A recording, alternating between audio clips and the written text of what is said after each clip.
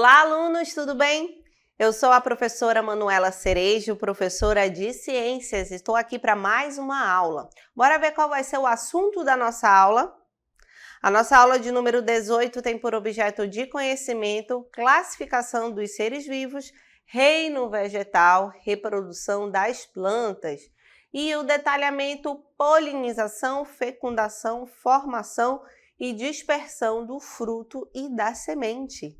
Então, vamos para a nossa aula.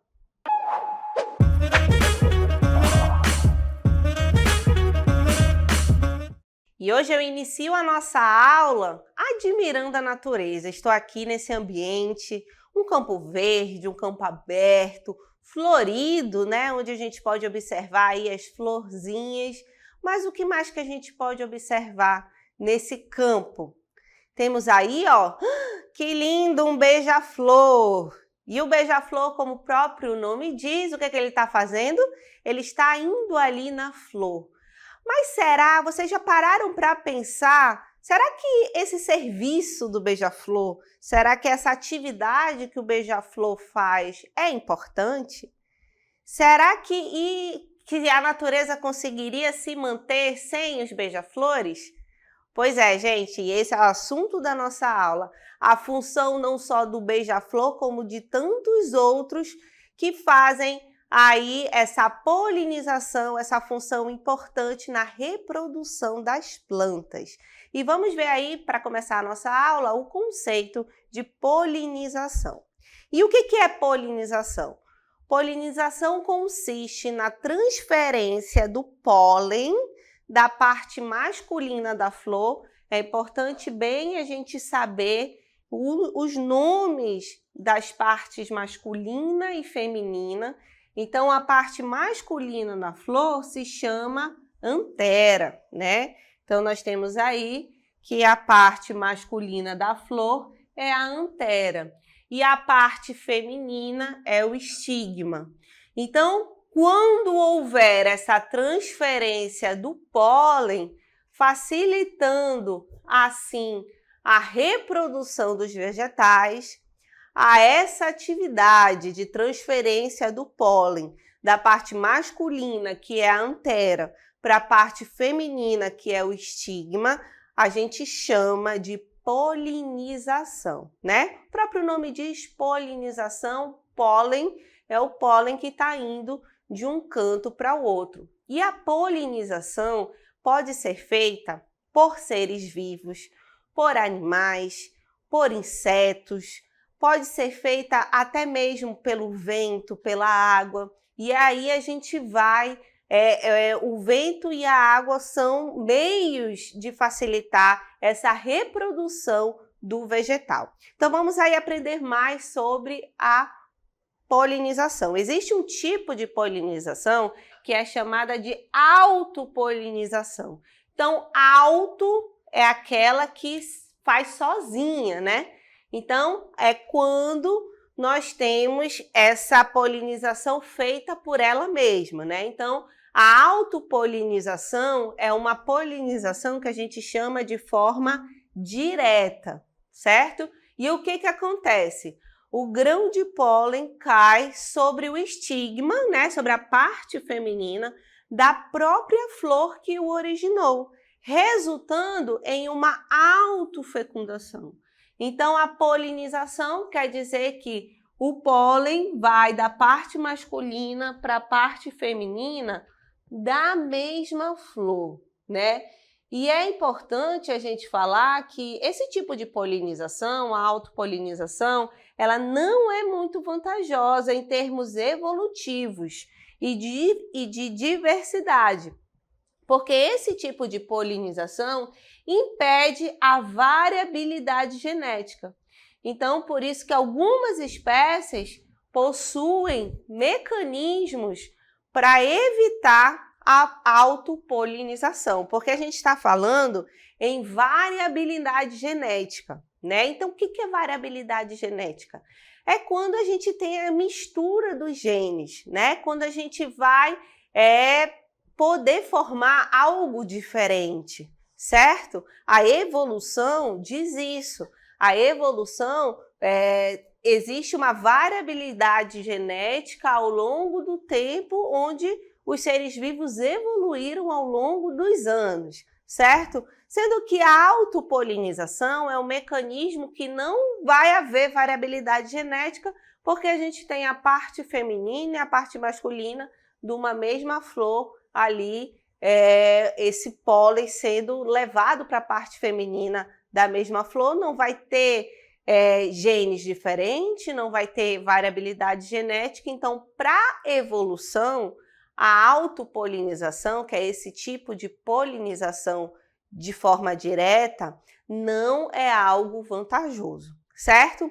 O outro tipo que nós temos é a polinização cruzada, que a gente pode observar na nossa próxima cartela, que é a polinização cruzada ou de forma indireta. Aqui, nesse tipo de polinização, nós temos o grão de pólen transportado de uma flor para outra, né? Então, aqui eu já tenho flores diferentes participando da reprodução. Elas são flores diferentes, indivíduos diferentes, mas são flores de uma mesma espécie, certo? Para que possa aí ocorrer a reprodução.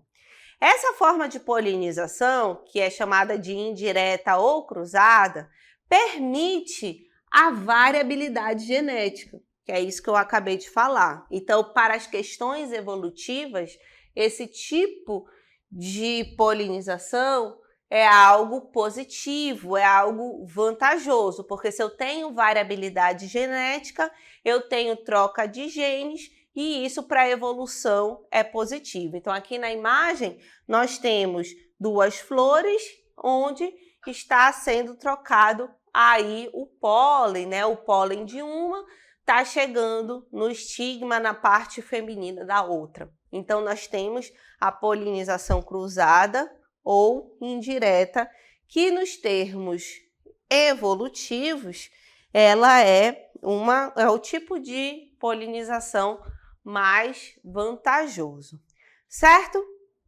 E como eu falei para vocês, os agentes polinizadores, eles podem ser vários, né? Então, quem participa aí da reprodução das plantas podem ser chamados de agentes polinizadores. E nós temos os agentes bióticos e os agentes abióticos, né? Então, a gente, em ciências, quando a gente não souber o que significa a palavra, às vezes a gente só precisa olhar para a palavra e tentar entender, né? Então, bióticos, bio é vida, certo? Então, quer dizer que esses agentes são agentes vivos, né?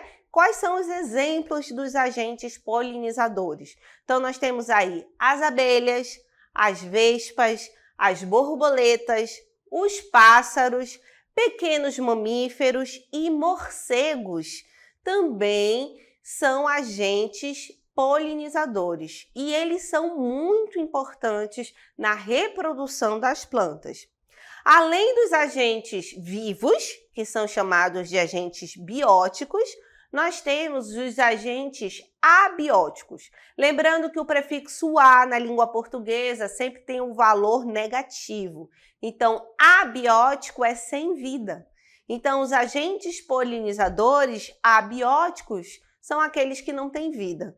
E quais são esses agentes, né? Então, nós temos aí o vento, a chuva, a gravidade, são exemplos de agentes abióticos que atuam aí na polinização, facilitando a reprodução das plantas, certo?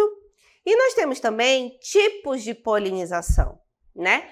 Então, esses tipos de polinização, o nome que cada um leva é referente ao meio que essa polinização vai acontecer. Então, por exemplo, a nemofilia. O que quer dizer a nemofilia? É quando a polinização ocorre através do vento. Então, toda vez que a gente falar em vento, a gente fala em anemofilia, certo? Então, é o vento levando o grão de pólen de uma flor para outra. Aí eu tenho a presença do vento, que é um agente polinizador abiótico, né? Não tem vida, mas é muito importante e facilita a reprodução das plantas. Quando essa polinização se dá por meio da água, aí o processo já é chamado de hidrofilia. Então, anemo quer dizer vento, hidro quer dizer água. Então, a hidrofilia é quando a polinização ocorre através da água. Geralmente está associada com plantas aquáticas, né? Aquelas plantas que estão ali nos lagos, nos rios, né? Vão ter esse tipo de facilitador, né? De reprodução, que é a água, que é um tipo de agente polinizador abiótico, certo? Então, falamos aí do vento, da água e temos também o tipo de polinização por meio dos insetos. E aí nós chamamos de entomofilia. Entomofilia. Toda vez que você ouvir entomo, quer dizer inseto. Então, quando os insetos são os agentes polinizadores, a gente chama esse processo de entomofilia, né? No caso das abelhas, das vespas, das borboletas, nós temos aí uma entomofilia, né? Abelha, mosca, besouro, borboleta, vespas, entre outros, podem atuar na polinização, facilitando dessa maneira a reprodução dos vegetais, certo?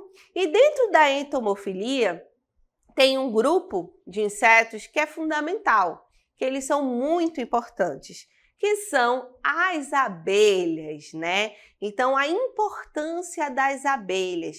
As abelhas, gente, são os principais agentes polinizadores dos vegetais. E aí, por que é importante a gente destacar isso?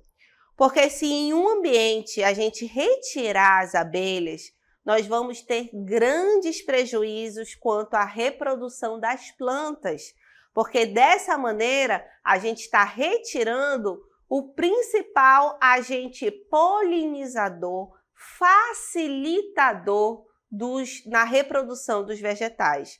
E é por isso, gente, que quando existe algum surto de abelhas em algum determinado lugar, a gente precisa ter conhecimento e saber agir. Porque a gente não pode, de maneira alguma, exterminar todos os tipos de abelhas que estão ali. Porque as abelhas, assim como outros insetos, são fundamentais para a reprodução das plantas. E é importante que a gente tenha esse tipo de conhecimento. Ah, professora, mas a abelha é perigosa, a gente precisa matar. Gente, mas a gente precisa ter um pensamento ambiental. Se a gente retirar esse grupo de seres vivos aí, que são tão importantes para a reprodução das plantas, qual vai ser a consequência disso? E é isso que é o pensamento ambiental. É a gente pensar na consequência dos nossos atos. Não é apenas retirar porque me faz mal, retirar porque tem ferrão, retirar porque está atrapalhando as pessoas ali daquela região. Não é apenas isso. O pensamento ambiental é se eu retirar esse grupo de insetos que são tão importantes, com certeza isso vai prejudicar na reprodução das plantas daquele local. Então é importante a gente ter conhecimento, certo? Continuando falando aqui das abelhas, ó, em troca, elas recebem substâncias que garantem o desenvolvimento de suas colmeias. Então, as abelhas elas vão de uma flor para outra. E aí, quando elas chegam numa flor, elas carregam os pólens nelas mesmo, né? Porque elas estão ali mexendo e o pólen fica nelas mesmo. E aí, quando ela vai para outra flor, aquele pólen da flor anterior já é colocado nessa flor que ela chegou agora. Então, ela faz esse transporte de pólen, né? E em troca disso, ela garante o desenvolvimento de suas colmeias, tá? Então, as abelhas são agentes polinizadores de fundamental importância. Além dos insetos, nós temos outros tipos de polinização, como a ornitofilia. E o que quer dizer a ornitofilia? É quando o pólen é transportado por aves. Ornito vem de aves, tá, gente? Então, quando esse transporte é feito por aves, no caso aí, ó, do nosso beija-flor que nós iniciamos a nossa aula, é um tipo de polinização que a gente chama de ornitofilia, né? E nós temos o principal representante, que é o beija-flor. Quiropterofilia. Quiroptero está se referindo a morcego, tá? Então, nós sabemos que nós temos os morcegos, alguns morcegos são hematófagos, ou seja, eles se alimentam de sangue, né? Esses morcegos que se alimentam de sangue, que a gente precisa ter cuidado, porque pode ser transmissor de doenças, mas nós temos muitos morcegos que se alimentam de frutos, né? E aí, por conta disso, eles também servem como agentes polinizadores. E quando é o morcego que está agindo na polinização, a gente chama de quiropterofilia, certo? Muito bem. E agora nós vamos falar um pouquinho sobre fruto. E o que é fruto, né? Fruto é a parte do vegetal que vem do desenvolvimento do ovário. Então, é importante a gente saber isso. E a função do fruto é proteger e cobrir as sementes. E as sementes, elas se originam do óvulo. Então, quando eu tenho essa formação do ovário, eu formo o fruto. E o óvulo vai formar as sementes. E a função primordial do fruto, gente, é proteger as sementes e facilitar a sua dispersão. O que quer dizer dispersão? É facilitar essa reprodução, né? Para que a semente que ali se formou, ela consiga aí germinar, ela consiga se estabelecer em outros lugares. Então, esse germinar, estabelecer em outros lugares, é a dispersão, certo? Então, a função do fruto, o fruto nada mais é do que a evolução, né? O desenvolvimento do ovário, e a função desse fruto vai ser proteger essas sementes que futuramente vão ser dispersadas para que elas consigam aí germinar em outros lugares, se estabelecer em outros lugares, certo? E aqui nós temos um esquema do fruto, né? Onde nós temos essas três partes que formam um fruto verdadeiro, né? Nós temos aí o epicarpo, que é essa parte externa, que a gente chama de casca mesmo, né? Que é essa parte bem externa aqui. O mesocarpo já é essa parte comestível, né? Essa parte que está no meio, por isso que é meso. E aqui nós temos essa parte interna, que é o endocarpo, que no caso aqui é a semente, certo? Então, nós temos aí, ó, como o nome do fruto também pode ser chamado de pericarpo, que é o que a gente pode ver aí na nossas próximas informações. Então, o pericarpo, ele é o fruto propriamente dito, certo? Então, esse pericarpo, ele é dividido aí em três partes. O epicarpo, que é a parte externa, o mesocarpo, que é essa parte suculenta ali do meio, e o endocarpo, que é a parte mais interna, certo?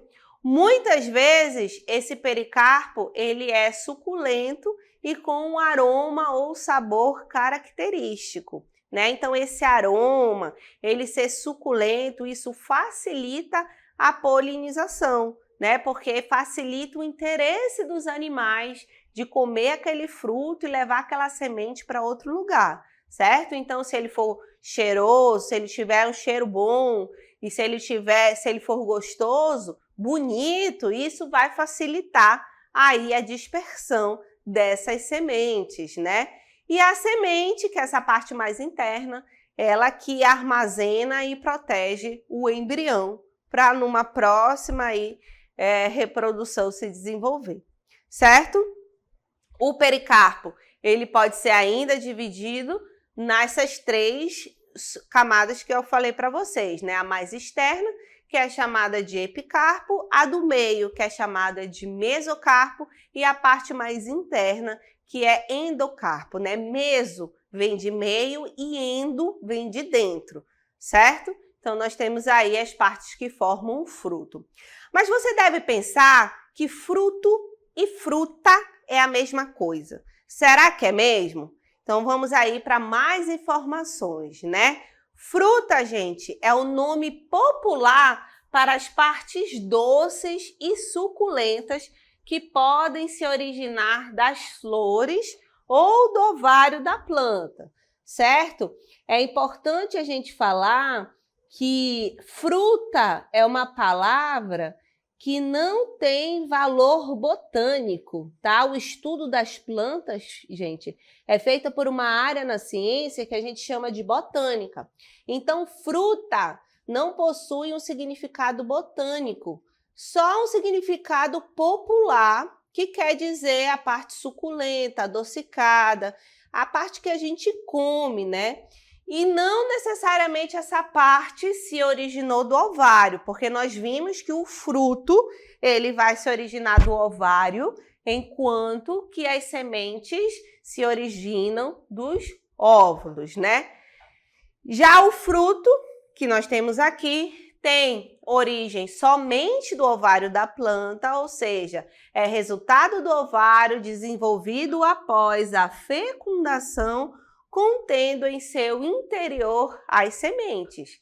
E aí nós temos um exemplo para vocês observarem, né? Um exemplo de um fruto que é o tomate. Olha aí, o tomate é um fruto. Ele se desenvolveu do ovário, por isso ele é um fruto, e ele está aí com as sementes, protegendo as sementes, que é a principal função do fruto, né? Proteger as sementes e as sementes que envolvem o embrião. E também é importante que a gente fale dos pseudos frutos, que existem também, né? Então, é uma informação importante para vocês pesquisarem, né? Aí, pseudos frutos. E aqui eu estou com essas imagens com vários animais que estão se alimentando de frutos, de sementes, né? Então, nós temos pequenos mamíferos, temos macaco, um grande mamífero ali, temos aves também aqui, fazendo essa alimentação. Por quê? Porque eles são muito importantes para a dispersão, né? Então, imagine, os vegetais, eles não têm essa capacidade de locomoção, certo? E como é que as árvores conseguem se estabelecer em quilômetros, né? Como é que elas conseguem germinar longe uma das outras? Porque aí envolve todo um trabalho de dispersão. E aqui nessas imagens, nós temos o exemplo desses animais atuando na dispersão dos vegetais, promovendo dessa maneira o estabelecimento de espécies vegetais em grandes áreas. Certo? Então, vamos aí para o conceito de dispersão. O que é dispersão? A dispersão de frutos e sementes é um mecanismo importante para as plantas, uma vez que permite a colonização de novas áreas, certo? Então, ter esses agentes atuando aí na dispersão, isso é algo muito positivo para os vegetais, porque permite que esses vegetais consigam alcançar ambientes diferentes, certo? E aí, o que é importante? Que essa dispersão ela pode ser feita de duas maneiras, principalmente, né? Nós temos aí que a dispersão pode ocorrer na nossa próxima cartela. Nós temos que a dispersão ela pode ocorrer de maneira artificial, né? E de maneira natural. E aí, na maneira natural, que vai ser a primeira que a gente vai falar, esse tipo de dispersão, ele pode ocorrer com a ajuda, né? Com ou sem ajuda de agentes externos, tá? Então, naturalmente, essa dispersão, ela vai ocorrer com ou sem ajudas. Dentro da dispersão natural, quando a planta espalha sua semente sem ajuda de nenhum elemento, dizemos que ela realiza a autocoria, né? Lembrando que auto é você mesmo, né? Auto vem de autofecundação, é aquela flor que foi fecundada, aquela estrutura que foi fecundada por ela mesma, né? Então, a autocoria é o tipo de dispersão onde a gente não vai ter ajuda. A gente pode ter ajuda, mas também pode não ter ajuda desses agentes externos, certo? E aí, vamos aí ver os tipos, né, de dispersão que nós temos na nossa aula para apresentar para vocês. Então, a primeira delas, ó, é a anemocoria. Lembrando que toda vez que a gente fala em anemo, quer dizer vento, certo? Então, as plantas que possuem frutos e sementes leves dispersam essas suas estruturas através do vento. E quando isso ocorre, a gente chama de anemocoria. Então, aqui nós temos a imagem de um ipê amarelo, certo? E aí, esse ipê amarelo, as sementes são essas estruturas aqui, ó, que botanicamente a gente diz que são as estruturas dessas sementes são aladas, é como se tivessem asas, porque elas têm essa parte bem fininha na sua lateral que facilita com que um vento as leve, certo? Então, aí nós temos esse tipo de árvore, né, que é o ipê, que antigamente na botânica eles pertenciam a um gênero chamado tabebuia, nós temos na nossa região, e hoje eles estão no gênero chamado de androanthus, certo? Então, a anemocoria é um tipo de dispersão feito pelo vento. Quando a dispersão é feita pela água, nós temos aí a hidrocoria, certo? Então, quando frutos e sementes são dispersos pela água, né? E aí, na nossa imagem, nós temos esse exemplo desse coco germinando aí, né? Formando a sua planta jovem e, com certeza, ele foi facilitado aí pela água. Então, falamos da anemocoria, a hidrocoria, temos também a zoocoria, que, como o próprio nome diz, zoo vem de animais, certo? Então, a zoocoria é a dispersão de frutos e sementes feita por animais, né? Esse tipo de dispersão pode ocorrer de 3 formas principais: pela ingestão do fruto e liberação da semente, né? O animal comeu o fruto e aí ele liberou essa semente, ele soltou essa semente. Então, nós temos aí esse exemplo, a gente chama de endozoocoria, certo? Quando a gente tem o transporte do fruto e semente de forma consciente, o animal vai levar o fruto e a semente para um canto para o outro, nós temos a sinzocoria, e também tem o transporte de fruto e semente acidentalmente. E aí nós temos a epizocoria. Mas o que vocês precisam saber é que quando a gente fala em zoocoria, a gente está falando na dispersão de frutos e sementes feita por animais, certo? E são diversos animais que atuam na dispersão. E por conta disso, a gente tem uma classificação para cada tipo de dispersão a partir do animal que está atuando, certo? Que é aí, ó, nós temos a mirmecoria. Então, a mirmecoria é quando a dispersão é feita por formigas. Temos a ictiocoria, que é algo muito importante na nossa região, que é quando a dispersão é feita por peixe. Um exemplo que eu tenho para dar para vocês, gente, é o pacu, que dispersa aí sementes de ingá. Então, é uma ictiocoria, certo? Nós também temos a saurocoria, que é quando essa dispersão é feita por répteis, certo? A ornitocoria, quando é feita por pássaros. Lembra que quando falo em ornito, eu tenho essa referência a pássaros. Mamaliocoria é quando a dispersão é feita por mamíferos, e aí nós vimos o macaco, né? Vimos a cutia. Quiropterocoria é quando essa dispersão é feita por morcegos. E quando essa dispersão é feita pelo homem, a gente chama de antropocoria, certo? São aí exemplos de dispersão. Então, essa foi a nossa aula.